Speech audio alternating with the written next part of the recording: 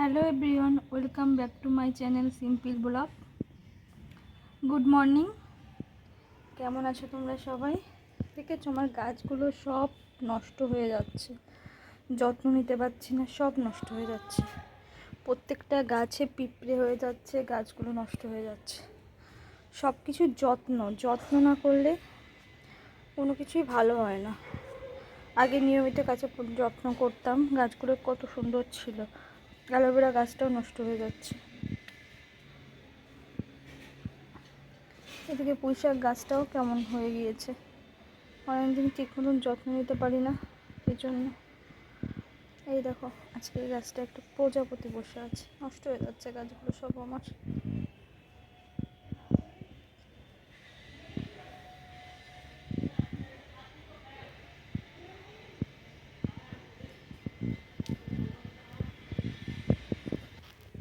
রবিবার বর্মশাই সব বাজার করে নিয়ে এসেছে, এই ফল এনেছে, ঠাকুরের ওখানে রাখা হয়েছে, আর এখানে কিছু রয়েছে, এই বেদানা, আপেল আর কলা ঠাকুরের কাছে কিছু রাখা হয়েছে। আর এদিকে সবজি আছে তোমার লাউ, শাপলা, ভেন্ডি, ডিম এনেছে ওই যে, আর এদিকে এই সবজিগুলো এনেছে। আর মাছ এখনো আনেনি, মাছ আনলে তোমাদের সঙ্গে শেয়ার করব। এই যে শাপলা কেটে নিচ্ছে, আজকে শাপলা হবে। কেটে নিয়েছি, কাটা হয়ে গিয়েছে। আর বড়মশাই গিয়েছে আজকে ড্রয়িং থেকে আনতে, ওকে ড্রয়িং থেকে নিয়ে এসে তারপরে মাছ বাজারে যাবে মাছ আনতে। দেখো শাপলাগুলো কেটে নিয়েছি। তোমরা এবছর কে কে শাপলা খেয়েছো? আমাদের আজ দিয়ে 2 দিন, এর আগে একদিন খেয়েছি, সেটা ভিডিওতে দেখানো হয়নি হয়তো, নাকি দেখিয়েছি মনে নেই। আর এই আজকে ভাত হয়ে গিয়েছে, মানে শাপলা হবে। আর দেখি কি মাছ বাজার করে নিয়ে আসে।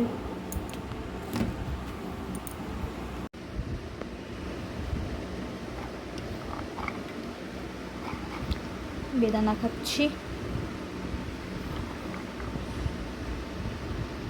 এই যে শাপলা ভাজি হচ্ছে, ভাজি না বলতে কী বল জানি, যাই হোক তোমরা বুঝে নাও। শাপলাটা হচ্ছে, শাপলাটা একটু হলুদ কম দিয়েছি আমি, এই জন্য এরকম লাগছে।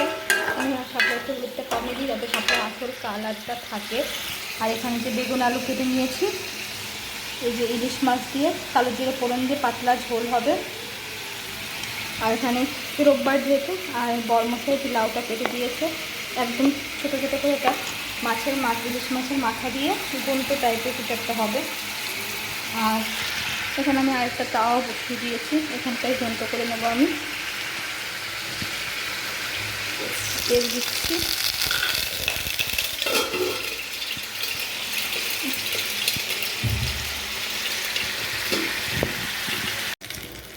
তেলটা একটু কম হয়েছে, এই জন্য একটু তেল দিয়ে দিচ্ছি সামান্য, বেশি তেল দেবো না, একটু কম তেলে রান্না করব। আমি একটু তেলটা কমই খাই। আর এখানে জিরে তেজপাতা ফোড়ন দিয়ে দিচ্ছি, একটু ভাজা ভাজা হয়ে গেলে আমি লাউটা দিয়ে দেবো। চলো তো ভাজা ভাজা হোক। আমি কিছুটা চাল কুমড়ো দিয়ে দিয়েছি, এখন হলুদ লবণ দিয়ে বাকিটা দেবো। হলুদ পরিমাণ হলুদ,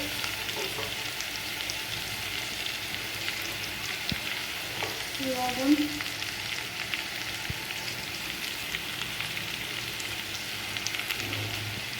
দিয়ে বাকি চাল কুমড়ো না সরি লাউটা দিয়ে দিচ্ছি।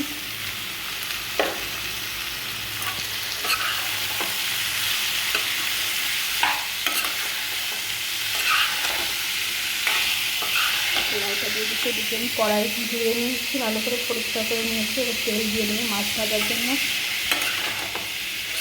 তারপরে মেঘে ঢেকে দিই।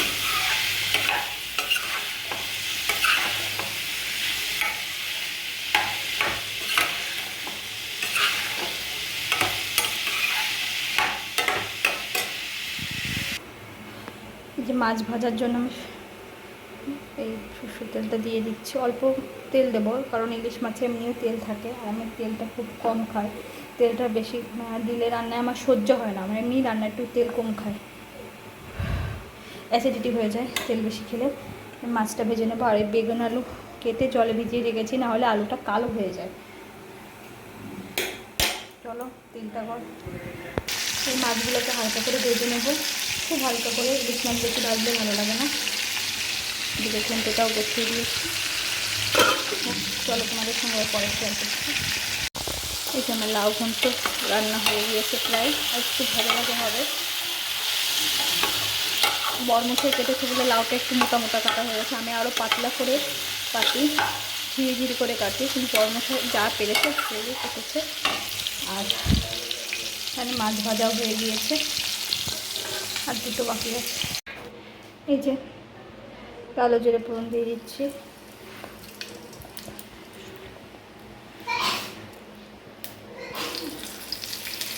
কালো জিরে ফোড়ন দিয়ে দিচ্ছি, কালো জিরে আর কাঁচা লঙ্কা দিয়ে দিয়েছি। এবার আমি বেগুন আলুটা কেটে রেখেছি আগে থেকে, সেগুলো দিয়ে দিচ্ছি।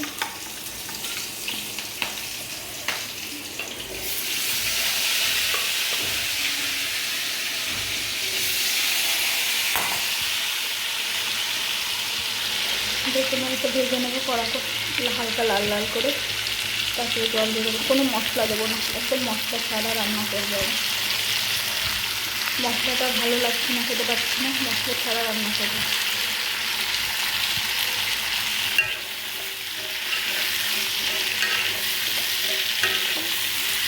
লাল লাল করে আমি ভেজে নেবো।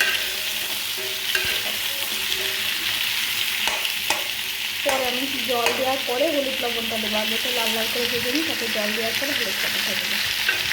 লবণ দিচ্ছি, লবণটা একটু কম করে দিচ্ছি কারণ মাছে কতটা লবণ মাখিয়েছি আমি সেটা জানি না, এই জন্য কম করে দিচ্ছি, লাগলে আবার পরে নেবো। তারা মুখটা তুলে নিই।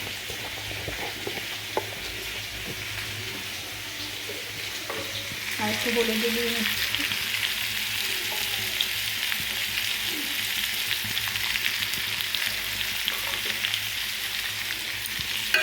লাল লাল করে ভেজে নিচ্ছি।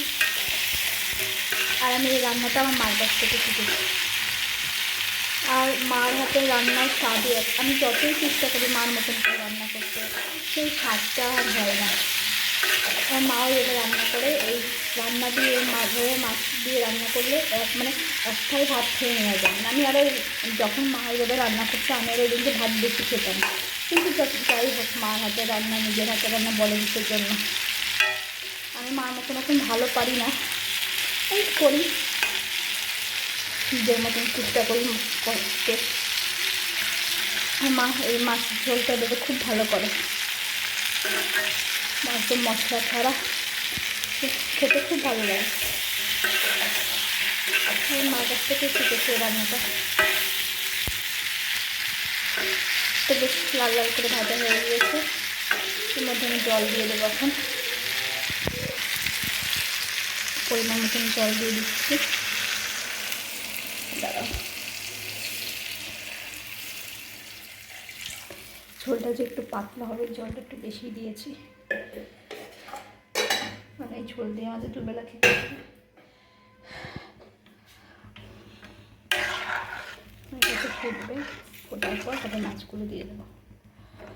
আর হলুদটা মাছ দেওয়ার, হলুদটা লাগবে না, পরে কালার চলে আসবে, মনে হচ্ছে না লাগবে। চলো আবার পরে আসছি। মাছের ঝোল হয়ে গিয়েছে, এটা লঙ্কার গুঁড়ো দেওয়া না, কোনো মশলা দেওয়া না, এই জন্য হয়তো একটু সাদা সাদা লাগতে পারে। একদম মশলা ছাড়া, লঙ্কার গুঁড়ো ছাড়া এই মাছের ঝোলটা একদম হালকা পাতলা। এটা খাওয়া শরীরের জন্য খুব ভালো, কোনো ক্ষতি নেই। কোনো রকম কাশ্মীরি লঙ্কার গুঁড়ো আমি এর মধ্যে দিইনি। কেন, কি হয়েছে? চলো মাছটা তুলে নিয়ে আমি, দাঁড়া মাছটা তুলে আসি। এই যে দুপুরের খাবারের জন্য খাবার করে নিয়েছি, এখানে একটু আলু কম আছে, ম্যানেজ করে নিয়ে তোমরা একটু। এই যে শাপলা ঘন্ট করেছি, আর হাতাটা পাচ্ছি, এই মাছের ঝোল, আর এই ঘন্ট করেছি, এই হচ্ছে আজকে দুপুরের মেনু, মাছের মাথা দিয়ে ঘন্ট, ইলিশ মাছের মাছ থেকে ভিডিও করতে পারিনি, তাই ভাবলাম এখন থেকে শুরু করি। চলো, এই গাছের লঙ্কা হয়েছে অনেক, লঙ্কাগুলো ছিঁড়ে নিই। ঘরে লঙ্কাও শেষ হয়ে গিয়েছে, দাঁড়াও দেখো গাছে অনেক বড় বড় লঙ্কা হয়েছে, লঙ্কাগুলো ছিঁড়ে নিই, ঘরে লঙ্কা নেই। তাই ভাবলাম রাজ বাথরুমে গিয়েছে, এই ফাঁকে ঘুমটাও ভেঙে গিয়েছে, তাই ভাবলাম লঙ্কাগুলো ছিঁড়ে নিই। লঙ্কা গাছের মধ্যে আবার কুমড়ো গাছ হয়েছে, কিন্তু প্রচণ্ড পিঁপড়ে হচ্ছে, কেন জানি না গাছগুলো এত পিঁপড়ে হচ্ছে।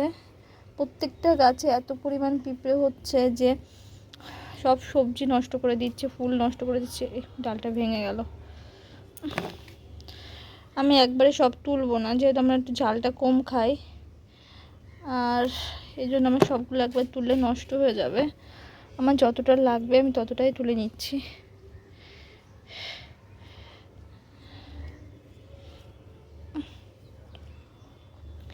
এক হাত দিয়ে ছিঁড়ছি আর এক হাত দিয়ে তো ক্যামেরাটা ধরা আছে, এই জন্য ডালটা ভেঙে যাচ্ছে।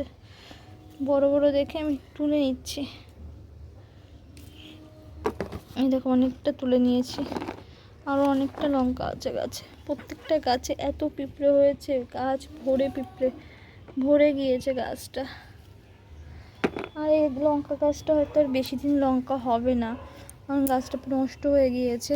জানো তো, গাছটা অনেক লঙ্কা দিয়েছে এবছর আমাকে, প্রায় 2 বছর হতে গেল গাছটার বয়স। মনে হচ্ছে আর লঙ্কা হবে না, গাছটা নষ্ট হয়ে যাচ্ছে। চলো, আর লাগবে না, এটাই আমার হয়ে যাবে 2 দিন, যেহেতু আমরা খুব কম ঝাল খাই, একদম কম ঝাল খাই। রাজের জন্য এক, দ্বিতীয়ত আমার প্রচুর গ্যাস হয় ঝাল খেলে, এই জন্য আর লাগবে না। অনেকটা তুলে নিয়েছি, আর থাক, পরে লাগলে পরে নেবো। ওই গাছটা অনেক লঙ্কা রয়েছে, কিন্তু এখন আর তুলবো না। ওই দেখেছো, তোমাদের বলেছিলাম মৌসুমদি গাছটা, ওটা অনেক বড় হয়ে গিয়েছে, জানি না কবে ফল আসবে, বাট অনেক বড় হয়ে গিয়েছে। অনেকটা তুলে নিয়েছি, এখন আর লাগবে না। চলো,